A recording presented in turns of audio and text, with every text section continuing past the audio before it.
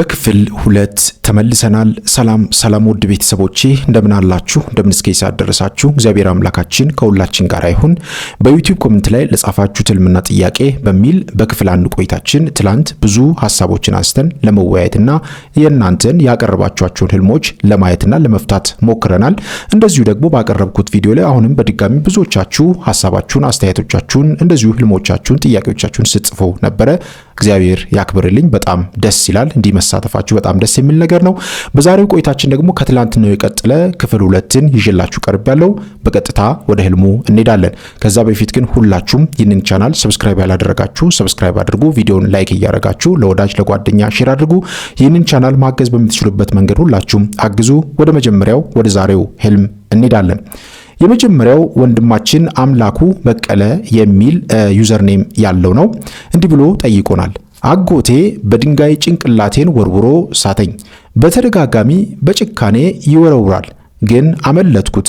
ግን ይህ ሰውዬ በተደጋጋሚ አየዋለሁ እንጂ ምን እንደሆነ አላውቅም የሚል ጥያቄ ህልም አቅርቦልናል። ውድ ወንድማችን ያየኸው ህልም ማስጠንቀቂያ ያለበትና ጥንቃቄ የሚሻ መንፈሳዊ ውጊያ ነው። አጎትን ደጋግመህ ማየትና በጭካኔ ድንጋይ ሊወረውርብህ መሞከሩ በኦርቶዶክሳዊት የህልም ትርጓሜ መሰረት እነዚህን የሚከተሉትን ነገሮች መመልከት ህልሙን ግልጽ ያደርጓል። አንደኛው የቤተሰብ ወይም የዛር መንፈስ ውጊያ ለመኖሩ በግልጽ የሚያሳይ ነገር ነው። አጎትን ደጋግመህ በክፉ ሁኔታ ማየት በቤተሰባችሁ ወይም በዘራችሁ ሐረግ ውስጥ ያለ የቤተሰብ ዛር ወይም የዘር መንፈስ እንዳለብህ ወይም የዛር መንፈስ እንዳለብህ በግልጽ የሚያሳየን ነው። ይህም መንፈስ አንተን ለመቀጥቀጥ ወይም ለመያዝ እያደረገ ያለውን ውጊያ በግልጽ የሚያሳይ ነው። አጎት በገሃዱ ዓለም ደግ ሰው ቢሆን እንኳን መናፍስትኛን ለማስደንገጥና በቤተሰብ መካከል ጥርጣሬ ለመፍጠር የምንቀርባቸውን ሰዎች መልክ ይዘው ሊመጡ ይችላሉ። እንግዲህ አንዳንዴ በተለያየ መንገድ መናፍስት ሊገለጡ ይችላሉ። እንደዚሁም ደግሞ የሰሩብንን ስራ እግዚአብሔር እኛ በጸሎት በስግደት ስንበረታ እግዚአብሔር በተለያየ መንገድ የሆነ ነገርን ለመግለጥና እኛን ለማንቃት ለማሳየት ሲል ያደረጉብንን ሰዎች ሁሉ በግልጽ ሊያሳይ ይችላልና ህልም ላይ ጥንቃቄ ማድረግ በጣም አስፈላጊ ነው። ሌላው በሐሳብና በእድል ላይ የሚሰነዘር ጥቃት እንዳለም ያሳያል። ድንጋይ ጭንቅላትን አለሙ መወርወሩ ወይም መምታቱ ጠላት ዲያብሎስ ሐሳብን ለማወክ ሰላምን ለመንሳትና የህይወት እድልህን ለመዝጋት የሚያደርገውን ጥረት ያሳያል። ጭንቅላት የሰው ልጅ የውሳኔ የእቅድ ማዕከል ስለሆነ ጠላት በድንጋይ በችግር ወይም በሐዘን ልመታው ይፈልጋል። ይህንንም ማሰብ አስፈላጊ ነው። ሶስተኛው ደግሞ የእግዚአብሔር ልዩ ጥበቃ ሳተኝ አመለጥኩ ብለህ መናገር ነው። ህልሙ የሚያስፈራ ቢሆንም ታላቅ የምስራች አለው። ድንጋዩ አለመምታቱና ማምለጥ በዙሪያ የጸና የእግዚአብሔር ጥበቃና የመላእክት አጥር መኖሩን በግልጽ የሚያሳይ ነው። ጠላት በጭካኔ ቢወረውርም ፈጣሪ ግን አንተን ሊነካህ አልፈቀደለትም። መሳሪያ ለሚሰራ አንጥረኛ እኔ ፈጥሬዋለሁ። አስተውሉ። መሳሪያ ለሚሰራ አንጥረኛ እኔ ፈጥሬዋለሁ። በአንተ ላይ የተሰራ መሳሪያ ሁሉ አይከናወንም ተብሎ በትንቢተ ኢሳይያስ ምዕራፍ 10 ላይ እንደተገለጸው ማለት ነው። ስለዚህ ሌላው ደግሞ ድግግሞሹ ይህ ነገር ድግግሞሽ መሆኑ ንቃ የሚል ጥሪ መልእክት እያስተላለፈ ነው በህልሙ ለማለት ነውና ስለዚህ ህልሙ ደጋግሞ መታየቱ በጸሎት ንቃ የሚል መለኮታዊ መልእክት ነው። ጠላት ካልደከመ አንተም በጸሎት መትካት የለብህም፣ መትካት አለብህ፣ መጠንከር አለብህ፣ መበርታት አለብህ የሚል ነው ህልሙን ደጋግመን የምናየው ማለት ነውና መንቃት እንዳለባችሁ ነው። እወቁት፣ ተረዱት፣ ይህን ነገር እወቁትና በጸሎት በስግደት ከእግዚአብሔር ጋር በመሆን አሸንፉት የሚል ትልቅ የማስጠንቀቂያ መልእክት የንቃት የማንቂያ መልእክት ነውና ህልምን ስንመለከት በደንብ አድርገን መንቃት፣ መረዳት፣ ማወቅ በጣም አስፈላጊ ነው ውድ ኦርቶዶክሳውያን ቤተሰቦቼ። ስለዚህ በጣም ማወቅ መረዳት አስፈላጊ ነው ማለት ነው። የመጀመሪያውን እንደዚህ እንፈታለን ማለት ነው። ወደ ቀጣይ ወደ ሁለተኛው እንሄዳለን። ደቦል አሳምነው የሚል ዩዘርኔም ያለው ነው። ህልሙም እንዲህ ይላል። የኔ ዛሬ በ13/08/2018 ዓ.ም ወንድሜ ያየው ህልም ነው። ውቅያኖስ 2 ጊዜ ተሻገርኩ አለኝ። ወንድሜ 1 ጊዜ ተሻገረው፣ እኔ ደግሞ 2 ጊዜ ተሻገርኩት። ውሃው እስከ አንገታችን ሞልቷል አለኝ። ይሄ በጣም ትልቅ መልእክት ያለው ህልም ነው። እንደዚህ አይነት ህልሞች ስትመለከቱ በደንብ አድርጋችሁ በጥንቃቄ ማጤንና መመልከት አስፈላጊ ነው። ውድ ወንድማችን ወንድም ያየልህ ህልም እጅግ ጥልቅ የሆነ መንፈሳዊ ትርጉም ያለውና በህይወት ውስጥ ስላለህ ጽናትና ድል አድራጊነት የሚመሰክር ነው። በኦርቶዶክሳዊ ተዋሕዶ ቤተክርስቲያናችን መጽሐፍ ቅዱሳዊ እይታ መሰረት ህልሙን እንዲህ ብንፈታው የተሻለና ግልጽ ይሆናል። አንደኛው ውቅያኖሱና እስከ አንገት የደረሰው ውሃ፣ ይሄ የከባድ ፈተና ምሳሌ ነው። ውቅያኖስ የዚህ ዓለም መከራ፣ ጭንቀትና ጥልቅ ፈተና ምሳሌ ነው። ውሃው እስከ አንገት መድረሱ ደግሞ ፈተናው እጅግ ከባድ፣ የሚያሰጥምና ለህይወት አስጊ የነበረ መሆኑን ያሳያል። ነቢዩ ዳዊት እንደተናገረው አምላኬ ሆይ ውሃ እስከ ነፍሴ ደርሷልና አድነኝ ብሎ በመዝሙሩ እንደተናገረው ማለት ነው። በህይወታችሁ በአንተና በወንድም ላይ እጅግ ከባድ የሆነ ኑሮ ወይም የመንፈስ ውጊያ እንደነበረ ይጠቁማል። እዚህ ጋር መጠንቀቅ የሚገባችሁ አንዳንዴ ህልሙን ራሳችሁ ያያችሁትን ህልም መናገር መልካም ነው እንጂ አንዳንዴ ሰዎች የሚናገሯቸው ህልሞች አንዳንድ ጎደሎ የሚሆኑበት አጋጣሚ ብዙ ስለሆነ መጠንቀቅ ያስፈልጋል። በተቻላችሁ አቅም ህልሙን ሰው ሲናገራችሁ ህልሙን በደንብ አድርጎ መረዳት በጣም አስፈላጊ ነው። ምክንያቱም እናንተ ህልሙን ስትናገሩና እናንተ አይታችሁት የምትናገሩት ህልምና ሰዎች አይተው የሚናገሩላችሁ ህልም የተለያዩ እንትኖች ሊያመጣ ስለሚችል ማለት ነው፣ ሙሉ ላይሆን ስለሚችል ማለት ነውና መጠንቀቅ አስፈላጊ ነው። በእርግጥ እግዚአብሔር በአንድም በሌላ በተለያየ መንገድ ሰዎችን ያስተምራል። ሁለተኛው መሻገሩና ይሄ ድልና ስኬትን የሚገልጽ ነው። ውሃው እስከ አንገት ቢደርስም ሳይሰጥሙ መሻገር ትልቅ ተአምርና መለኮታዊ እርዳታ ነው። ይህም ማለት በእግዚአብሔር ኃይል ከመከራው ወጥታችኋል ወይም ትወጣላችሁ ማለት ነው። የእስራኤል ልጆች ባህረ ኤድን ወይም ቀይ ባህርን እንደተሻገሩ እናንተ መከራውን ጥላችሁ እንደምትሻገሩ በግልጽ የሚያሳይ ነው ማለት ነው። ሌላው ደግሞ ወንድምህ አንድ ጊዜ አንተ ሁለት ጊዜ መሻገራችሁ ይህ የአንተ ልዩ መንፈሳዊ ጽናትና በረከት በግልጽ ያሳያል። የወንድምህ አንድ ጊዜ መሻገር እርሱ አንድን ትልቅ መሰናክል አልፎ ወደ ሰላም መድረሱን ያሳያል። አንተ ሁለት ጊዜ መሻገር በአንተ ላይ የሚመጡት ፈተናዎች ከወንድምህ ሊበልጡ እንደሚችሉ፣ ነገር ግን አንተ ካለ ጽናትና ትዕግስት ከፈጣሪ ረድኤት የተነሳ እጥፍ ድል እንደምትቀዳጅ ያበስራል። እንደ አንዴ ተሻግረህ ደግመ መሻገርህ በህይወት ውስጥ ሁለት ትልልቅ ስኬቶች ወይም ሁለት ከባድ ፈተናዎችን በድል እንደምትወጣ ያሳያል ማለት ነው። ይህ ድርብ በረከት ይባላል ማለት ነውና ሰፊ በረከት እንደምንለው ማለት ነው። ሌላው የወንድም ህልም የምስክርነት ቃልን ያሳያል። ወንድም ይህንን ህልም ማየቱ እርሱ በአንተ ስኬትና በረከት ላይ ምስክር መሆኑን በመካከላቸው ያለውን መንፈሳዊ ትስስር በግልጽ ያሳያል። አንተን በህልሙ ሁለት ጊዜ ተሻገርክ ብሎ ማየቱ አንተ ለቤተሰቡም ሆነ ለወንድም የጽናት አራያ እንደምትሆንም የሚጠቁም ነው ማለት ነውና በእውነት እግዚአብሔር አምላካችን ሁላችንንም ለፍሬ ለበረከት ያብቃን። እንግዲህ እግዚአብሔር በአንድም በሌላ በህልም በተለያየ መንገድ ያነቃናል ያበረታናልና ሁላችንም ደግሞ ልንነቃ ይገባል። በተለይም በዚህ ዘመን ላይ መተኛት አያስፈልግም፣ መንቃት አስፈላጊ ነው። ዛሬ ባለንበት ጊዜ ውስጥ በጣም ብዙ አይነት ፈተናዎች በህይወታችን ውስጥ የምናይበት ጊዜ ነውና ያው ክርስቲያን ያለ ፈተና አይኖርም። ቢሆንም ግን መንቃት አስፈላጊ ነው። ንቁ፣ በርቱ፣ በሃይማኖት ቁሙ ተብሎ እንደተነገረን መንቃት መበርታት በጣም አስፈላጊ ነውና እንግዲህ ወንድማችን በዚህ ህልምን ይፈታል ማለት ነው። ወደ ቀጣይ ህልም ፍቺ ደግሞ እንሄዳለን። በዩቲዩብ ዩዘር ኔም AIWHN4P የሚል ዩዘር ኔም ያለው የጠየቁኝ እንዲህ ብለው ነው የጠየቁኝ።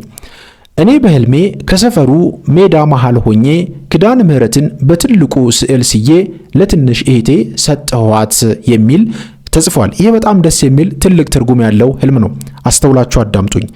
ውድ እህታችን ያየሽው ህልም እጅግ ቅዱስ በረከት የሞላበትና የደስታ ምልክት ያለበት ነው። በኦርቶዶክሳዊት ቤተክርስቲያናችን መንፈሳዊ የህልም ትርጓሜ መሰረት እንደሚከተለው ማየት መልካም ነው። አንደኛው የኪዳነ ምሕረት ስዕል መሳል የፍቅርና የጸጋ ምልክት ነው። የእመቤታችንን የኪዳነ ምሕረትን ስዕል በትልቁ መሳልሽ በልብሽ ውስጥ ለእመቤታችን ያለሽ ፍቅር እጅግ የላቀ መሆኑንና ህይወትሽ በኪዳኗ በምሕረት ቃል ኪዳኗ የተከበበ መሆኑን ያሳያል። ስዕል መሳል መፍጠርና መግለጽ ስለሆነ አንቺ በመንፈሳዊ ህይወትሽ ለብዙዎች አርአያ የምትሆኝበት በጎ ምግባር እንዳለሽም ይጠቁማል። ሁለተኛው በሰፈር ሜዳ መሃል መሆንሽ የምስክርነት ምልክት ነው። በሜዳ ላይ ሆነሽ ይህን ስዕል መሳልሽ የአንቺ ክርስቲያናዊ ማንነት በጎ ስራሽም በሰው ሁሉ ፊት የሚታይ እንደ ተራራ ላይ ከተማ የማይሰወር መሆኑን ያሳያል። እግዚአብሔር በአንቺ በኩል ለሰፈርሽ ለአካባቢሽ ሰዎች በረከትንና ሰላምን እንደሚሰጥ አንቺም ለብዙዎች ብርሃን እንደምትሆኚ ያበስራል። ሶስተኛው ለእህትሽ መስጠትሽ የበረከት ውርስ መሆኑን ያሳያል። ስዕሉን ለእህትሽ መስጠትሽ አንቺ በጸሎትሽና በመንፈሳዊ ጥንካሬሽ ለእህትሽ ትልቅ ጠባቂና መከታ መሆንሽን ያሳያል። በቤተሰባችሁ ውስጥ የበረከት ምክንያት እንደምትሆኝና እህትሽም ከአንቺ የተነሳ በእመቤታችን ጥበቃ ስር እንደምትሆን የሚያሳይ ትልቅ የምስራች ነው። ይህም መንፈሳዊ ውርስን የማስተላለፍ ምልክት ነውና በደንብ መረዳት አስፈላጊ ነው። ሌላው በጣም ወሳኙና የመጨረሻው በዚህ ህልም ላይ የምናነሳው ሐሳብ የደስታሽ ምልክት ነው።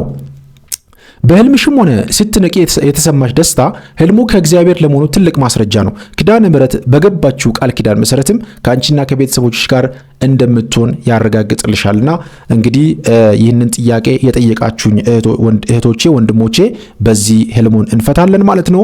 ስለዚህ መበረታት በጠንከራ አስፈላጊ ነው። የእናታችን የቅድስት ኪዳነ ምሕረት ረድኤት በረከቷ ቃል ኪዳኗ አማላጅነቷ በእውነት በሁላችን ላይ ይደርብን። ወደ ቀጣይ ደግሞ እንሄዳለን። ገንዘብ ሰማኝ የሚል ዩዘርኔም ያለው እንዲህ ብሎ ጠይቆናል። ሰላም መምህር፣ እኔ ከዛሬ 2 ወር በፊት እዚህ በስደት ያገኘሁት ጓደኛዬ እህትም ነች ልብስ ለብሰሽ አየሁሽ በህልሜ ብላ ነግራኝ ነበር። እናም እኔም መንፈሳዊ ሰው ስላልሆንኩ በቸልታ አልፌው ነበር። አሁን እርሶ ሲናገሩ ስሰማ ገርሞኝ ነው ብለው ጠይቀዋል። በጣም ደስ የሚል ነገር ነው። እስቲ ይህ የእህታችን ህልም ምንድነው እንመልከት። ሰላም ላንቺ ይሁን እህታችን። እግዚአብሔር ስለኛ ያለው ሐሳብና ፍቅር ድንቅ ነው ለሁላችንም። አንቺ መንፈሳዊ ሰው አይደለሁም ብለሽ ራስሽን ብታሪቅም ፈጣሪ ግን ልጄ ነሽ ብሎ ሊቀርብሽና ሊያነጋግርሽ ይፈልጋል። እግዚአብሔር አንዳንደኛን ለማንቃት በቅርብ ባሉ ሰዎችና በህልም መልእክት ይልካል ብዬ የምናገረው ለዚህ ነው። ውድ ቤተሰቦቼ እንግዲህ አንዳንድ ሰዎች ህልም አይተውላችሁ ህልም አይተው እንደዚህ ነው ብለው ሲነግሯችሁ ቸል ማለት አያስፈልግም። በእርግጥ ለህልሙ ያን ያህል መጓጓት ያስፈልጋል እያልኩኝ አይደለም፣ ግን ትኩረት አድርጎ ደግሞ እግዚአብሔርን በጸሎት መጠየቅ በጣም አስፈላጊ ነው። አስተውሉ። ጓደኛሽ በህልሟ ነጭ ለብሰሽ ማየቷ በቤተክርስቲያናችን መንፈሳዊ የህልም ትርጓሜ መሰረት የሚከተሉትን ወሳኝ ነጥቦችን ሊገልጽ ይችላል ማለት ነው። አንደኛው የመለኮታዊ ጥሪ ምልክት ነው። አስተውሉ። ነጭ ልብስ የጥምቀት የንጽህናና የመላእክት ልብስ ነው። አንቺ መንፈሳዊ ህይወት ላይ ቸልተኛ ብትሆኝም እግዚአብሔር ግን በንስሐ ወደ እርሱ እንድትመለሽና ህይወትሽን በጸጋው እንደበረዶ ሊያነጣው እንደሚፈልግ የሚያሳይ ጥሪ ነውና ና ተመለስ፣ ነይ ተመለሺ የሚል የአባትነት ድምፅ ነውና ይህንን መስማት አስፈላጊ ነው። ሁለተኛው በስደት ያለሽበት ጥበቃ። በስደት ወይም በሰው ሀገር መሆን ከባድ እንደሆነ ይታወቃል። ነጭ ልብስ ለብሰሽ መታየትሽ በዚያ ሁሉ መከራን ድካም ውስጥ ሆነሽ እግዚአብሔር በረድኤቱ እንደጠበቀሽና ገናም የጸጋ ልብስ ሊያለብስሽ እንደሚፈልግ ያሳያል። እግዚአብሔር አንቺን የሚያይሽ በውጭ እንዳለሽው ተራ ሰው ሳይሆን በውስጥሽ ያለውን ንጹህ ማንነትሽን ነው። ስለዚህ ይህንን መረዳት አስፈላጊ ነው። ሶስተኛው የአዲስ ደስታና የምስራች ምልክት ነው። ነጭ ልብስ የሰርግ፣ የትዳር ወይም የታላቅ ስኬት ምልክት ነው። በሕይወትሽ ውስጥ ደስ የሚል አዲስ ምዕራፍ እንደሚመጣ፣ ጭንቀትሽ ተወግዶ በደስታ እንደምትተኪ የምስራች ነው። ጓደኛሽ ይህን ማየቷ አንቺ ለበረከት የታጨሽ መሆንሽን ምስክርነት ለመስጠት ነው። አራተኛውና የመጨረሻው ለምን በጓደኛሽ በኩል ታየ? ይህ ህልም ለምን ታየ? አንቺ በቸልታ ስለምታልፊውና መንፈሳዊ ነገር ላይ ትኩረት ስላልነበረሽ እግዚአብሔር እንድታምኝና እንድትገረሚ ብሎ በጓደኛሽ በምስክር በኩል አሳየሽ። አሁን መገረምሽ ራሱ የመነቃቃትሽ መጀመሪያ ነውና ከዚህ በኋላ ራስሽን ወደ እግዚአብሔር ማቅረብ፣ ህይወትሽን መፈተሽ፣ ያለሽበትን መንፈሳዊ መንገድ መቃኘትና መመልከት በጣም አስፈላጊ ነው። ወደ ቀጣዩ የህልም ፍቻችን ደግሞ እንሄዳለን።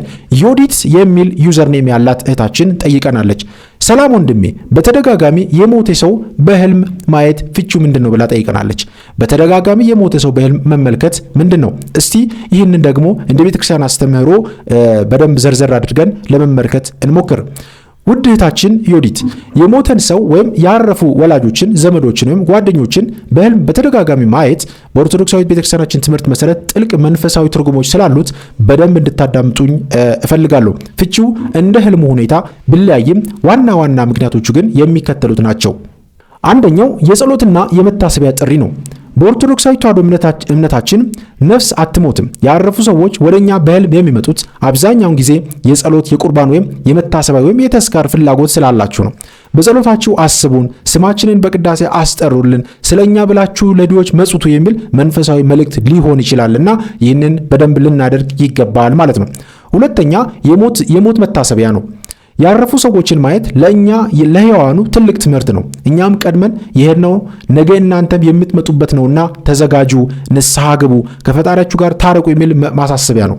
መጽሐፈ ሲራክ ላይ እንዲህ ይላል፣ በሥራ ሁሉ ፍጻሜን አስብ፣ ለዘላለምም ኃጢአትን አትሰራም ይለናል። ስለዚህ ህልሙ ወደ ንስሐ ህይወት እንድንመለስ የሚገፋፋ የእግዚአብሔር ጥሪ ሊሆን ይችላል ማለት ነውና ይህንን በደንብ መረዳት አስፈላጊ ነው። ሶስተኛው ማስጠንቀቂያ ወይም ምክር ነው። አንዳንዴ ያረፉ ወላጆች ወይም ዘመዶች በህልም መጥተው ከአንድ ከሚመጣ አደጋ ሊያስጠነቅቁን ወይም የምንሄድበት መንገድ ስህተት ከሆነ ሊገስጹን ይችላሉ።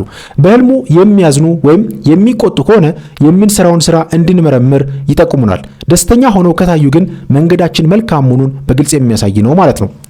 አራተኛው የዲያብሎስ ሽንገላም ሊሆን ይችላል። ጠላት ዲያብሎስ እኛን ለማስደንገጥ፣ ፍርሃት ውስጥ ለመክተት ወይም ወደ አጉል እምነት ሙታን ሳቢነት ለመውሰድ አስተውሉ፣ ወደ ሙታን ሳቢነት ለመውሰድ የሞቱ ሰዎችን መልክ ይዞ ሊመጣ ይችላል። ህልሙ ጭንቀትና ፍርሃት የሚፈጥርብሽ ወይም የሚፈጥርብህ ከሆነና ሰላም የሚነሳ ከሆነ ከጠላት መሆኑን አውቀህ ወይም አውቀሽ በጸሎት መቃወም ይገባል ማለት ነውና እንግዲህ ህልሙን እንደ ሁኔታው በዚህ መንገድ መፍታት መመልከት ይገባል ማለት ነውና ውድ ቤተሰቦቼ በጥንቃቄ መመልከት በጣም እጅጉን አስፈላጊ ነው ማለት ነው። ወደ ቀጣይ ህልም ደግሞ እንሄዳለን።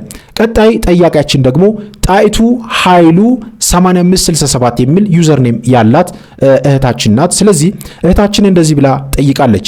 ወንድሜ በህልሜ ከልጄ ጋር የሆነ ቦታ ምግብ እየበላን ልንጨርስ እንል መምህር ግርማ መጥተው ተቀመጡና ርቦኛል፣ ምግብ ቤት ሄደሽ አምጭልኝ ስጡኝ ስላቸው አልሰሙኝም። የተፈተገና ያልተፈተገ መሆኑን አረጋግተሽ ተቀበያቸው ብለው ስልኩኝ ነቃው፣ ህልሙን ፍታልኝ ብለው ጠይቀውናል። ግልጽ ህልም ነው ይሄ፣ ግልጽ ነው። ውዴታችን ያየሽው ህልም እጅግ ጥልቅ የሆነ መንፈሳዊ ትምህርትና ማስጠንቀቂያ ያዘለ ነው።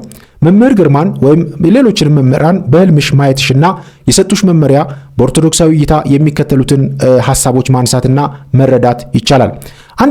አንደኛው ውዴታችን በደንብ አስተውላችሁ አዳምጡኝ። አንደኛው የመምህሩ መምጣት መንፈሳዊ ንቃትን ያሳያል። መምህር ግርማን አባታችንን በህልም ማየትሽ በህይወትሽ ላይ ያለውን መንፈሳዊ ውጊያ እንድታስተውይና እንድትነቂ የሚደረግ ጥሪ ነው። መምህሩ ወይም መምህር ግርማ ርቦኛል ማለታቸው ስጋዊ ምግብ ፈልገው ሳይሆን ከአንቺ መንፈሳዊ ፍሬን፣ ጸሎትን፣ በጎ ምግባርን፣ ንጹህ ህይወትን እንደሚፈልጉ ያሳያል። ለእግዚአብሔር ሰው ምግብ መስጠት በረከትን መቀበል ነውና ይህንን በደንብ መረዳት አስፈላጊ ነው። ሁለተኛው የተፈተገና ያልተፈተገ፣ ይሄ በጣም ወሳኙ የህልሙ ክፍል ነው።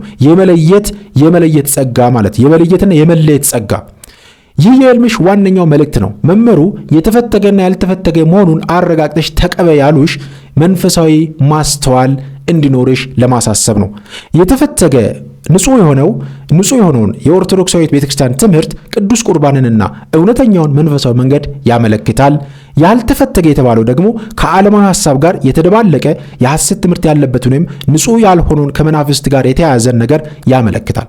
መልእክቱ ምን መሰላችሁ?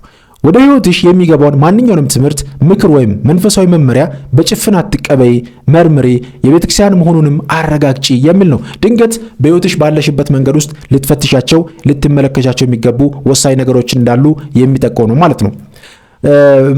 አልሰሙኝም አሉኝ ወይም አልሰማም አሉኝ ብለሽ የተናገርሽው ይህ የዓለም ግርግርን ያሳያል።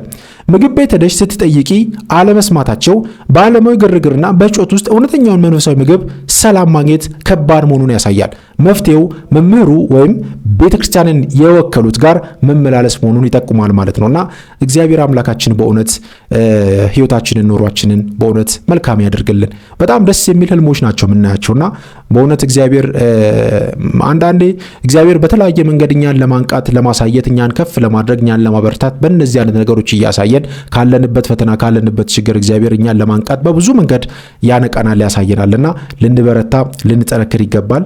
እግዚአብሔር አምላካችን በእውነት ሁላችንንም ያግዘን። በቀጣይ የምንመለከተው ህልም ደግሞ ምርት ቲዩብ የሚል ዩዘርኔም ያለው ቤተሰባችን የጠየቀው ነው። ሰላም ወንድሜ ጸጋውን ያብዛልክ።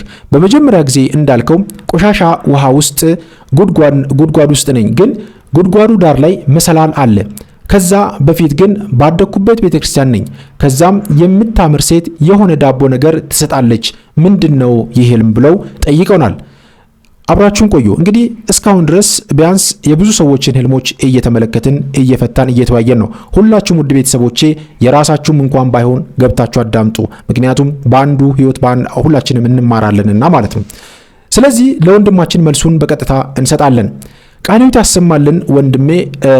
ያየኸው ህልም ከጨለማ ወደ ብርሃን ከኃጢአት ወደ ጽድቅ የምትሸጋገርበትን ታላቅ መንፈሳዊ ጉዞ የሚያሳይ ነው። በኦርቶዶክሳዊት ቤተክርስቲያናችን ትምህርት መሰረት የህልሙ ፍቺን በዝርዝር እንደሚከተለው መመልከትና ማየት ወሳኝ ነው። አንደኛው ቆሻሻ ውሃና ጉድጓድ የነበርክበትን ህይወት የሚያሳይ ነው። ቆሻሻ ውሃና ጉድጓድ በህልም የኃጢአት የጭንቀት ወይም የእግዚአብሔር ቃል የሌለበት የደረቀ ህይወት ምሳሌ ነው። በጉድጓድ ውስጥ መሆንን ጠላት ዲያብሎስ በሐሳብ ወይም በልዩ ልዩ ፈተናዎች ዘግቶ እንደነበርም ያሳያል። ነገር ግን የነበርክበት እንጂ የምትቀርበት አለመሆኑን ተረዳና ራስን መፈተሽ አስፈላጊ ነው። ሁለተኛው ደግሞ እዛው መሰላሉ፣ ይሄ የንስሐና የተስፋ መንገድ ነው። በጉድጓዱ ዳር ላይ መሰላል ማየት ትልቅ የምስራች ነው። መሰላል የያዕቆብ መሰላል ተብሎ በኦሪት ዘፍጥረት ምዕራፍ 28 ከቁጥር 12 ተብሎ እንደተገለጸው በቤተክርስቲያናችን ትርጓሜ የእመቤታችን የቅድስት ድንግል ማርያም እና የንስሐ ምሳሌ ነው መሰላል። ትርጉሙም ከገባህበት የቆሻሻ ውሃ ወይም ኃጢአት ጭንቀት መውጫ መንገድ አለ፣ እርሱም ንስሐና የእመቤታችን አማላጅነት ነው የሚል መለኮታዊ ተስፋ ያለው ህልም ነው ማለት ነው። ስለዚህ እነዚህን ጉዳዮች በደንብ መመልከትና ማየት አስፈላጊ ሊሆን ይገባ ይሆናል ማለት ነውና ይሄ ነው። ሶስተኛው ያደግበት ቤተክርስቲያን ወደ ማንነትህ መመለስ ነው። ቤተክርስቲያን ውስጥ ራስን ማግኘት እግዚአብሔር ወደ ቀደመው ቅድስና፣ ወደ ልጅነት ጸጋና ወደ መንፈሳዊ ማንነትህ እንድትመለስ እየጠራ መሆኑን ያሳያል። ያደግበት መሆኑ ደግሞ በልጅነትህ የነበረን የልብ ቅንነትና ፍቅር እንድታድስ የተሰጠ ምልክት ነው። ስለዚህ ይህንንም ማስተዋል ይገባል። አራተኛው የምታምረው ሴትና ዳቦ፣ ይሄ የጸጋና የቅዱስ ቁርባን በረከት ምሳሌም ሊሆን ይችላል። የምታምረው ሴት በህልም እንዲያለች ንጽህና የምታምር ሴት የእግዚአብሔር ጸጋ ወይም የቤተ ክርስቲያን ምሳሌ ናትና በደንብ ይህንን መረዳት ያስፈልጋል። ዳቦ ህብስት የህይወት ምግብ የሆነው የቃለ እግዚአብሔር ወይም የቅዱስ ቁርባን ምልክት ነው፣ ምሳሌ ነው ማለት ነው። መልእክቱ የህልሙ መልእክት በጠቅላላ ከመሰላሉ ወጥተህ ቤተክርስቲያን ስትገባ የምታገኘው ትልቅ መንፈሳዊ በረከት ወይም ቁርባን እንዳለና ይህም ህይወትን ጣፋጭና የተባረከ እንደሚያደርገው የሚያበስር ነው ማለት ነውና ውድ ወንድማችን፣ ውድ ቤተሰቦቼ በዚህ መረዳት በጣም አስፈላጊ ነው። ወደ ቀጣዩ የህልም ፍቺ ስንሄድ ደግሞ ሜሪ የሚል ዩዘርኔም ያላት እህታችን እንደዚህ ብላ ጠይቃናለች። ሰላም፣ እንዴት አመሻችሁ? ነጭ ልብስ ባልከው ላይ በጣም ነጭ ጋቢ፣ ዘርፉ ረጅም፣ ጫፉ መስቀል፣ መሃል መስቀል፣ ጫፉ መስቀል አለው። በጣም ነጭ፣ ንጹህ፣ መዓዛው ልዩ ነው። ዘርፉን ወደ ታች ተላብሼ ቤተ ክርስቲያን ሄድኩ። በሩ ጋር ማላውቃቸውም ሰዎች በሩ አጠገብ ግቢ ሳይገቡ አንገታቸውን አዝግዝቀው ተቀምጧል። አሃዱ ቅዱስ ተጀምሯል። በር እንዳትከፍቺ አሉኝ። እኔ ግን የቤተ ክርስቲያኑን በሩን ከፍቼ ገባው። ግቢ ውስጥ ደስ የሚትል ዛፍ ስር ቆሜ የቤተ ክርስቲያኑን ጫፍ እያየው አስቀድሼ ጨረሱ። የጋቢው መዓዛና ንጽህናውን ግን በህይወቴ የሚያሳየው ምንድን ነው ብላ ጠይቀናለች። ስለዚህ ይህንን ህልም እንፈታለን። ውዴታችን፣ ይህ ህልም ተራ ህልም ሳይሆን እግዚአብሔር ላይ አንቺ ያለውን ልዩ ፍቅር፣ የሰጠሽን ጸጋና ወደፊት የሚጠብቅሽን መንፈሳዊ ከፍታ የሚያሳይ ነው። ሰማያዊ ራእይ ነው። እንዲህ ያለ ንጹህና መዓዛው የማይረሳ ህልም ማየት ትልቅ የታደለች ነፍስ ምልክት ነውና እህታችን እግዚአብሔርን ልታመሰግኝ ይገባል።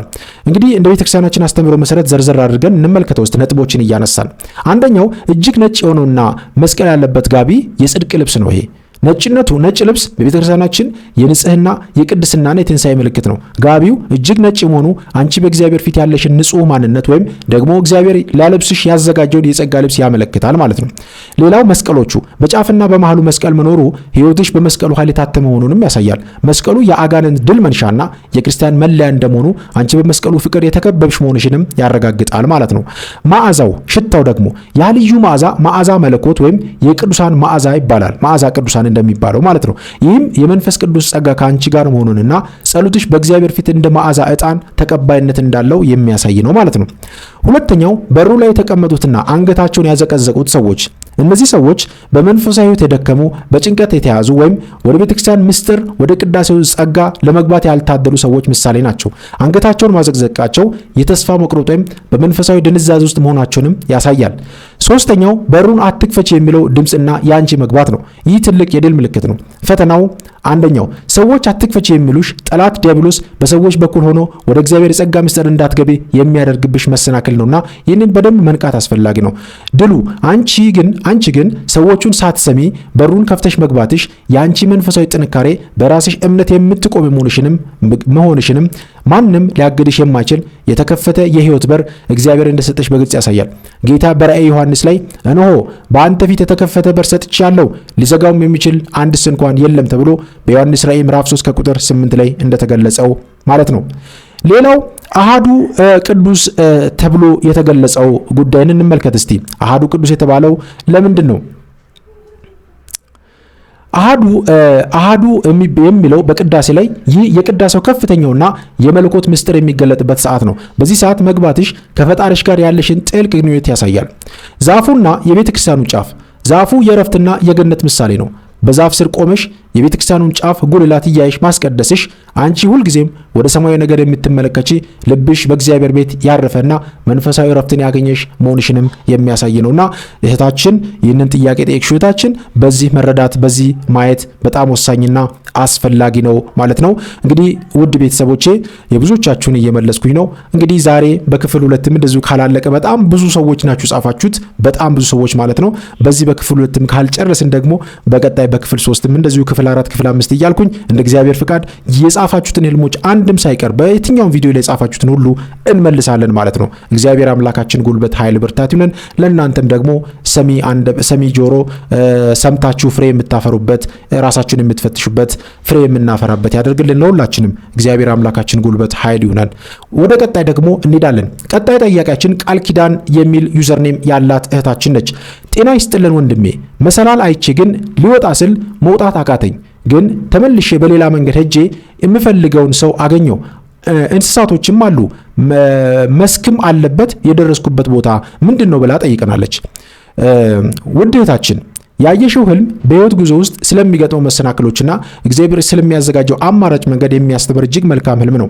እንግዲህ አንዳንዴ አንድ ነገር ሲዘጋብን ሌሎች መንገዶችን ማንኳኳት እንዳለብን በተለያየ መንገድ እናውቃለን። በአንድ አይነት መንገድ ውስጥ ብቻ መቆም እንደሌለብን እግዚአብሔርን በተለያየ መንገድ ይጠቅን እግዚአብሔር የተለያዩ መንገዶችን እንዲያመጣልን ማሳየት አስፈላጊ ነው። አንደኛ በመሰላሉ መውጣት አለመቻል የመጀመሪያው ሙከራ ነው።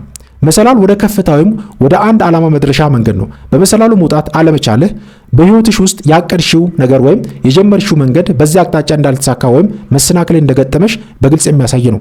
አንዳንዴ እኛ የምንመርጠው መንገድ መሰላል ለእኛ አስቸጋሪ ሊሆን ይችላል። ሁለተኛው በሌላ መንገድ ሄደሽ የፈለግሽውን ሰው ማግኘትሽ የእግዚአብሔር መሪነት እንዴት እንደሆነ የሚያሳይ ነው። ይህ የህልምሽ ትልቁ ምስጢር ነው። በመሰላሉ መውጣት ባያቅትሽም ተስፋ ሳትቆርጪ በሌላ መንገድ መሄድሽ እና የፈለግሽውን ሰው ማግኘትሽ እግዚአብሔር ለአንቺ ያሰበውን በረከት ወይም ዓላማ በሌላ መንገድ በማታስቢው መንገድ እንደሚፈጸምልሽ በግልጽ የሚያሳይ ነው። አንድ በር ሲዘጋ ሌላ በር ይከፈታል እንደሚባለው እግዚአብሔር የፈለግሽውን ቦታ የምትደርሽበትን ቀላል መንገድ እንዳዘጋጀልሽ ያበስራል ማለት ነውና ይህንን መረዳት አስፈላጊ ነው። ሶስተኛው መስኩና እንስሳቱ የእረፍትና የበረከት ምልክት የደረስሽበት ቦታ ወይም መስክ ልምላሜ ሜዳ መሆኑና እንስሳት መኖራቸው የጉዞሽ ፍጻሜ ሰላም፣ በረከትና እረፍት መሆኑን ያሳያል። ይህም በቅዱስ መጽሐፍ በለመለመ መስክ ያሳድረኛል፣ በእረፍቷ ዘንድ ይመራኛል እንደሚለው በመዝሙር 22 ላይ ተብሎ እንደተገለጸው እግዚአብሔር ካለሽበት ድካም አውጥቶ ወደ በረከት ምድር እንደሚያደርስሽ ማረጋገጫ ምልክት ነውና ህልሙ እንደ ቀልድ የሚታይ አይደለም። እህታችን ቃል ኪዳን በዚህ መረዳት አስፈላጊ ነው። ወደ ቀጣዩ ህልም ፍቺ ስንሄድ አበሩ ደርሶ የሚል ዩዘርኔም ያላት እህታችን የጠየቀችው ነው። እባክን ወንድም ፍታልኝ። ዛሬ በህልሜ ከውሻው ላይ ተሰቅዬ መንገድ እየሄድኩኝ ነበር። ከዛ የሆነ ሰው ያለበት ቦታ ስንደርስ ውሻው ጠፋብኝ፣ ቢፈልገውም ላገኘው አልቻልኩም። በእመቤቴ ፍታልኝ ብላናለች። አስተውሉ ውድ ቤተሰቦቼ፣ አሁን የሚፈታውን ህልም በጥንቃቄ በማስተዋል አዳምጡ። ውድ እህታችን ያየሽው ህልም መንፈሳዊ ማስጠንቀቂያና ጥንቃቄ ያለበት ህልም ነው። በቤተክርስቲያናችን አስተምሮ መሰረት እንግዲህ ከዚህ በፊት እንደነገርኳችሁ በውሻ ላይ ተሳፍሮ መንገድ መሄድ መሰረት የሌለው ጥገኝነትን ያሳያል። አስተውሉ፣ ውሻ በአጋንንት ይመስላል። ውሻ በህልም ትርጓሜ አብዛኛውን ጊዜ ከዝቅተኛ መናፍስት ከአይነ ጥላ፣ ከዛር፣ ከመተት፣ ከባዕድ አምልኮ ጋር የተገናኘ ፍቺ ወይም ከክፉ ልማድ ጋር ይያያዛል። በውሻ ላይ ተሳፍረሽ መንገድ መሄድሽ በሕይወትሽ ውስጥ በእግዚአብሔር ላይ ከመደገፍ ይልቅ በዓለማዊ ነገር፣ በሰው ሐሳብ ወይም ደግሞ ሳታውቂው ከአንቺ ጋር ተቆራኝቶ ባለ የአይነ ጥላ የቡዳ መንፈስ ተጽዕኖ ስር ሆነሽ በሕይወትሽ እየተጓዝሽ መሆንሽንም ያሳያል። ውሻ ለሰው ልጅ መጓጓዣ ፈረስ ወይም በቅሎ አይደለም። ስለዚህ እንዲህ ያለው ጉዞ መሰረቱ ያልተስተካከለና የማይታመን መሆኑን የሚያሳይ ነው ማለት ነው። ሁለተኛው ሰዎቹ ጋር ስትደርሺው ውሻው መጥፋቱ የሐሰት ደጋፊ መጋለጥ ነው። እንዲህ ነው እኮ አጋንንት የሚያደርገን። ሰዎች ባሉበት ቦታ ውሻው መጥፋቱ አንቺን ሲመራሽ ወይም ሲደግፍሽ የነበረው ያ መንፈሳዊ ያልሆነ ኃይል ልማድም ይሁን ክፉ መንፈስ በሰዎች ፊት ወይም በእግዚአብሔር ብርሃን ፊት መቆም የማይችል መሆኑን ያሳያል። ይህም ማለት በሕይወትሽ ውስጥ በምስጢር ወይም በሐሰት ትደገፊበት የነበረው ነገር በችግር ጊዜ ወይም በሰው ፊት እንደማይረዳሽና ጥሎሽ እንደሚጠፋ የሚያሳይ ማስጠንቀቂያ ነው ማለት ነው።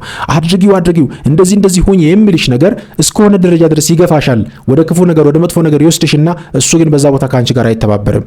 ስለዚህ በጣም መጠንቀቅ አስፈላጊ ነው። የመናፍስት ግፊት ምን ያህል እንደሆነ ይህ በደንብ የሚያሳይ ነው ማለት ነው። ሶስተኛው መፈለግሽና አለማግኘትሽ ከአሮጌ ሕይወት የመለየት ጥሪ ነው። ይሄ የጠፋውን ውሻ በህልምሽ መፈለግሽ በውስጥሽ ያን የቆየ ልማድ ወይም ከአንቺ ጋር የነበረውን መንፈስ መልሰሽ ለመያዝ ወደ ኋላ መመለስ ያለሽን ዝንባሌ የሚያሳይ ነው። ነገር ግን አለማግኘትሽ ለእግዚአብሔር ምስጋና ይግባውና ትልቅ በረከት ነው። ትርጉሙም ከዚህ ከማይጠቅምሽና ካልተገባ ጥገኝነት ተገላግለሻልና መልሰሽ አትፈልጊው፣ በእግሮችሽ በራስሽ እምነት ተጓዥ የሚል መለኮታዊ መልእክት ያለውና አንዳንዴ ለዚህ ነው መንፈሳዊ ጋር ከጀመርን በኋላ እየበረታን እየሰገድን በቅዳሴው የተሳተፈን በሰዓታቱ በንስሐና በስጋውና ደግሞ እየተሳተፈን ስንመጣ ውስጣችን አድፍጦ የነበሩ አጋንንቶች፣ መናፍስቶች የተላቀቁ እየወጡ እየጠፉ ሲመጡ እኛ ግን ተመልሰን ወደ ዓለማዊ ሕይወት ደግሞ ለመሄድ የምንፈልግ ሰዎች አለን። በጣም ከባዱ ፓርት እዚህ ጋር ነው። ስለዚህ ቀድሞ ከነበረው ይልቅ ህመማችን፣ መከራችንና ጭንቀታችን ደግሞ እየበዛ ከፍ እያለ መከራውም እንደዛው እየሰፋና እየተሸገረ እንመጣለንና በጣም መጠንቀቅ የሚያስፈልገው እዚህ ጋር ነው ውድ ቤተሰቦቼ። ስለዚህ ይህንን ጥያቄ ጠይቃችሁኝ ቤተሰቦቼ በጣም በጥንቃቄ በማስተዋል ሕይወታችሁን መመልከት አስፈላጊ ነው። ቀጣዩ የህልም ትርጓሜን ስንመለከት ወንድማችን ታጋይ የሚል ዩዘርኔም ያለው ወንድማችን የጠየቀን ነው። ሀበሻ ልብስ በጣም ነጭ ሆኖ ጥለቱ ቀይ የሆነውን ለብሼ በጣም ነው የሚያምርብኝ፣ ነገር ግን ቀዩ ጥለት ትርጉሙ ምን እንደሆነ አልገባኝም ብሎናል። ውድ ወንድማችን ያየኸው ህልም እጅግ የሚያምር የክብርና የመንፈሳዊ ከፍታ ምልክት ያለበት ነው። በኦርቶዶክሳዊት ቤተክርስቲያናችን ትርጓሜ መሰረት ነጭ የሀበሻ ልብስ በጥቁር ሳይሆን በቀይ ጥለት አጊጦ ማየት እጅግ ጥልቅ ሆነ ምስጢር አለውና ይህንን የማቀርበውን ነገር በደንብ ማስተዋል አስፈላጊ ነው። የቀዩ ጥለት ትርጉም በዋናነት የሚከተሉትን 3 ነጥቦችን ማንሳትና ማየት ይገባል። አንደኛው የድልና የኃይል ምልክት ነው። በቤተ ክርስቲያን ቀይ ቀለም የድል ምልክት ነው። ጌታችን መድኃኒታችን ኢየሱስ ክርስቶስ ሞትን ድል አድርጎ ሲነሳ እንዲሁም በዳግም ምጽአቱ ለፍርድ ሲመጣ ቀይ ልብስ ለብሶ እንደሚታይ ቅዱሳት መጻሕፍት ይገልጻሉ። በትንቢተ ኢሳይያስ እንደዚሁ ተገልጿል። በትንቢተ ኢሳይያስ ምዕራፍ 63 ከቁጥር 1 ጀምሮ ተገልጿል። እንደዚሁም በዮሐንስ ራዕይ ምዕራፍ 19 ከቁጥር 13 ላይ ስለዚህ ነጭ ልብስ ልብስሽ ላይ ቀይ ጥለት መኖሩ ወይም ነጭ ልብስ ላይ ቀይ ጥለት መኖሩ በሕይወት ላይ የነበረውን ማንኛውንም ፈተና ድል እንደምትነሳና እግዚአብሔር የድልና የኃይል ጸጋ እንዳለበሰ የሚያሳይ ነው ማለት ነው። ሁለተኛው የፍቅር እግዚአብሔርና የመስዋዕትነት ምልክት ነው። ቀይ ቀለም የደም ምሳሌ ነው። ይህም የጌታችንን ኢየሱስ ክርስቶስን የፍቅር መስዋዕትነት የፈሰሰውን ደም ያመለክታል።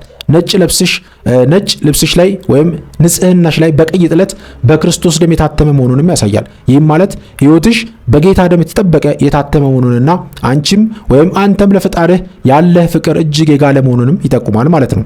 ይህንን በደንብ ማስተዋል ይገባል ውድ ቤተሰቦች። ህልምን የምንመለከተው እንደ ቀልድ ልናየው አይደለምና በደንብ ራሳችንን መፈተሽ አስፈላጊ ነው። ሶስተኛው ግን የክብርና የልዩ ጸጋ ምልክት ነው። በጥንቱ ቤተክርስቲያናችን የሀገራችን ስርዓት ቀይ ጥለት ያለው ነጭ ልብስ ለታላላቅ ሰዎችና ለባለስልጣናት የሚሰጥ የክብር ልብስ ነው። ልብሱ በጣም ማማሩና መጥለቁ እግዚአብሔር ከአንቺ ጋር ወይም ከአንተ ጋር መሆኑንና በሰው ፊትም ሆነ በመንፈሳዊ ዓለም ትልቅ ክብርና ሞገስ እንደተሰጠሽ ያሳያል። ቀዩ ጥለት ልብሱን ማንነትሽን ለይቶ እንድታውቂ እንደሚያደርገው ሁሉ አንቺም ከብዙዎች መካከል በእግዚአብሔር ጸጋ ተለይተሽ የምትታይ መሆንሽንም ያበስራል ማለት ነውና ይህንን ህልም እንደ ቀልድ ማየት አያስፈልግም ማለት ነው ውድ ቤተሰቦቼ። ወደ ቀጣዩ የህልም ፍቺ እንሄዳለን። ከዚህ በኋላ 1፣ 2 ወይም 3 ህልሞችን እንመለከትና በቀጣይ ደግሞ በክፍል 3 ላይ እንገናኛለን። እግዚአብሔር አምላካችን ሁላችንንም ያግዘን። ወደ ቀጣይ የህልም ፍቺ ስንሄድ ደግሞ የጠየቁን ላይ ኢትዮጵያዊት 3584 የሚል ዩዘርኔም ያለው ቤተሰቦቻችን ናቸው። ሰላም ወንድሜ፣ እኔ በህልሜ በዝናብ ሲበሰብስ በሬ ሊወጋኝ ሲያባረኝ ግን ደርሶብኝ አልወጋኝም። ሌላ ትልቅ ድግስ ደግሼ ምግቡ በዝቶ ሰውን በግድ ብሉ እያልኩ ሲጋብዝ በተከታታይ ሰሞኑን አይቻለሁ። ምን ይሆን? በእርግጥ ስለት ነበረብኝ ሰጥቻለሁ ብለውናል ቤተሰቦቻችን። እስቲ ይህንን እንመልከት ደግሞ።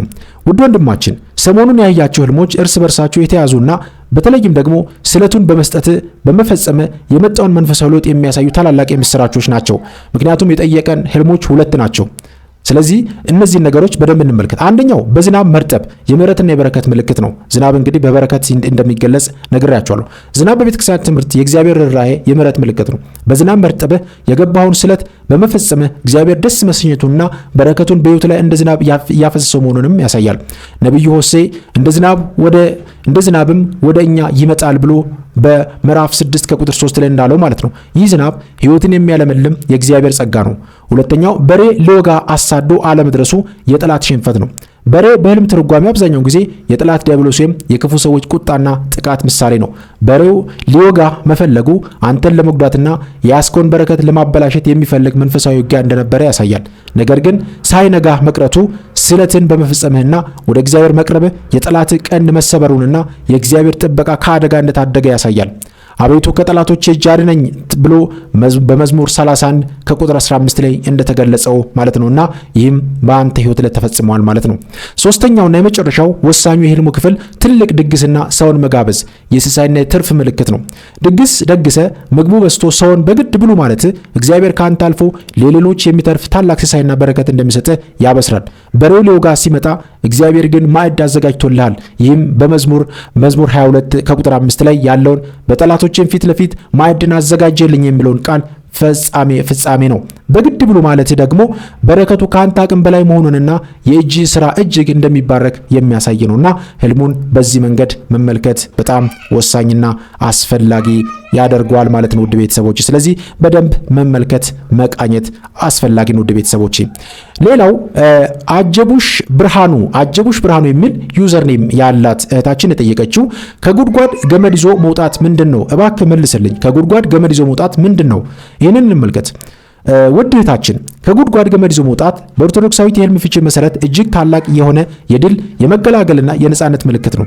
ህልሙን በሶስት ዋና ነጥቦች እንመልከት እስቲ። አንደኛ ከመከራና ከጭንቀት መውጣትን ያሳያል። ጉድጓድ የህልም የችግር፣ የጠላት እስራት፣ የድህነት ወይም የጭንቀት ምሳሌ ነው። ከጉድጓድ መውጣትሽ በህይወትሽ ላይ ተጋርጦ የነበረውን ከባድ መሰናክል በፈጣሪ ቸርነት እንደሚወገድና ወደ ብርሃን እንደምትወጪ ያበስራል። ልክ ነብዩ ዮሴፍ ከጉድጓድ ወጥቶ ለክብር እንደበቃ አንቺም ከውርደት ወደ ክብር ትሸጋገሪያለሽ የሚል ትልቅ መልእክት ነው ማለት ነው። ሁለተኛው የንስሐና የህይወት መታደስን ያሳያል። ጉድጓድ የኃጢአት ምሳሌ ነው። ገመድ ይዞ መውጣት በፈቃድሽ ንስሐ ገብተሽ ከነበርሽበት የኃጢአት ወይም ህይወት ወጥተሽ ወደ እግዚአብሔር መንግስት ለመቃረብ እያደረግሽ ያለውን ጥረት ያሳያል። ገመዱ የእግዚአብሔር ቃልና የንስሐ አባት ምክር ምሳሌም ሊሆን ይችላል። ሶስተኛው የእግዚአብሔር ረድኤት ነው። ገመድ መኖሩ ብቻውን በቂ አይደለም። ገመዱን ይዘሽ መውጣትሽ ግን የእግዚአብሔር ጸጋ ካንቺ ጋር መሆኑን ያሳያል። ገመዱን ወይም ተስፋውን አጥብቀሽ ከያዝሽው የትኛውም ጥልቅ ጉድጓድ ፈተና ሊያስቀርሽ እንደማይችልም ማረጋገጫ ነው። እዚህ ጋር ቅዱስ ዳዊት በመዝሙር 40 ከቁጥር 2 ላይ እንዲህ ብሏል። ከጥፋት ጉድጓድ ከረግረግም ጭቃ አወጣኝ፣ እግሮችንም በዓለት ላይ አቆማቸው፣ አረማመድንም አጸና ብሎ እንደተናገረው፣ ስለዚህ ይህንን ህልም በዚህ መረዳት በጣም አስፈላጊ ነው ማለት ነው። ስለዚህ ለክፍል 2 የመጨረሻውን ህልም እፈታለሁ። በቀጣይ በክፍል 3 እንገናኛለን ማለት ነው። የመጨረሻው ሃና ፈይሳ የሚል ዩዘርኔም ያላት እህታችን የጠየቀችው ነው። ሃይ ወንድሜ ሰላም ይብዛ። ጉልባን በትልቅ ጎላ ቀቅዬ ግማሹን ለሰው የሰጠሁት ይመስለኛል። ለጎረቤትም ሰጠዋት። ምን ይሆን? ሌላው ቅዳሴ እየተቀደሰ እኔና ባለቤቴ ግን ምግብ ነገር እንበላለን። እረ ቅዳሴ ነው ቅዱስ ቅዱስ እየተባለ ነው አለውና ቅዱስ ሲባል አንገቴን ጎንበስ አደርጋለሁ። ምን ይሆን? ስለምትፈታልኝ ህልሞቻችንን ስለምትፈታልን አመሰግናለሁ ብለናለች እህታችን። ውድ እህታችን ያየሽው ህልም 2 ተቃራኒ መልእክቶችን የያዘ ስለሆነ በደንብ አዳምጡኝ። አንደኛው ስለ በጎነትሽ የሚመሰክር፣ ሁለተኛው ደግሞ ለመንፈሳዊ ህይወትሽ ማስጠንቀቂያ የሚሰጥ ነው። በቤተክርስቲያናችን የህልም ፍቺ ትርጓሜ መሰረት እስቲ ነጥቦችን አንስተን ለማየት እንሞክር። አንደኛው ጉልባን ቀቅሎ ለሰውና ለጎረቤት ማካፈል። ይሄ የበረከትና የፍቅር ምልክት ነው። ጉልባን በቤተክርስቲያናችን ስርዓት ከሕማማትና ከጸሎተ ሐሙስ ጋር የተያዘ የምግብ አይነት ነው። በትልቅ ጎላ ቀቅለሽ ለሰው ማካፈልሽ በሕይወትሽ ውስጥ የእግዚአብሔር በረከት እንደሚበዛና አንቺም ለጋስና ሩህሩህ ልብ ያለሽ መሆንሽን በግልጽ ያሳያል። ለሰው መስጠት በረከትን ያበዛል። በተለይ ለጎረቤት መስጠትሽ በሰዎች ዘንድ ያለሽን መልካምና ስምና የምታደርጉ ምጽዋት ስለት በእግዚአብሔር ዘንድ ተቀባይነት ማግኘቱን ያበስራል። የሚሰጥ ከሚቀበል ይልቅ ብፁዕ ነው ተብሎ በመጽሐፍ ቅዱስ እንደተጠቀሰው ማለት ነው። ሁለተኛውና የህልሙ ዋናው ክፍል በቅዳሴ ሰዓት ምግብ መብላት መንፈሳዊ ዝለትና ማስጠንቀቂያም እንዳለ ያሳያል። ይህ የህልምሽ ክፍል ትልቅ ማስጠንቀቂያ ነው። በቅዳሴ ሰዓት መብላት በተለይም ደግሞ ቅዱስ ቅዱስ የተባለ በመንፈሳዊ ስርዓት ተገቢ እንዳልሆነ ያሳያል። በሕይወትሽ ውስጥ መንፈሳዊ ነገሮችን፣ ጸሎትን፣ ቅዳሴን ከስጋዊ ፍላጎቶችሽ ከምግብ ከዓለማዊ ሐሳብ ጋር እያቀላቀልሽ መሆንሽንም ያሳያል። ሌላው ከባለቤትሽ ጋር አብረሽ መብላትሽ እርሱ በመንፈሳዊ ሕይወቱ ከአንቺ ይልቅ መዘናጋት እንዳለበትና አንቺ ግን ተይ እንጂ እያልሽ ለማስታወስ መሞከርሽ በቤትሽ ውስጥ አንቺ መንፈሳዊውን ነገር ለማቅናት የምትጥሪ መሆንሽንም ያሳያል። አንገትሽን መስገድሽ በህልምሽ መብላትሽን ሳታቆሚ አንገትሽን መስገድሽ፣ ዝቅ ማድረግሽ እግዚአብሔርን መፍራት እያለሽ ነገር ግን በስራሽ ቸልተኝነት እንዳለ የሚያሳይ ነውና ህልሙ ብዙ ነገር የሚያሳይ ነው። ስለዚህ በዚህ መረዳት አስፈላጊ ነው። እንግዲህ በክፍል 2 ቆይታችን ይህንን እንመለከታለን። በቀጣይ በክፍል 3 ደግሞ የቀሩትንም እንደዚሁ ይዤላችሁ እቀርባለሁ። እግዚአብሔር አምላካችን ከሁላችን ጋር ይሁን። ስለዚህ ያስተማረን የመከረን የአባቶቻችን አምላክ እግዚአብሔር አምላካችን ስሙ በፍጥረት አንደበት ሁሉ የተመሰገነ የተወደሰ ይሁንልን። በክፍል 3 ደግሞ ስንገናኝ ሌሎቹን ቀሪዎቹን እንደዚሁ እያነሳን እንወያያለን። እግዚአብሔር አምላካችን ከሁላችን ጋር ይሁን። አሁንም ሌሎች ህልሞች ያሏችሁ ህልሞቻችሁን መጻፋችሁን እንዳትረሱ። እግዚአብሔር አምላካችን ሁላችንንም ያግዘን ያበርታን። ስለዚህ በክፍል 3 እስከምንገናኝ ድረስ እግዚአብሔር አምላካችን ሁላችንንም ባለንበት ሰላም ያድርገን፣ ይቆየን። አሜን።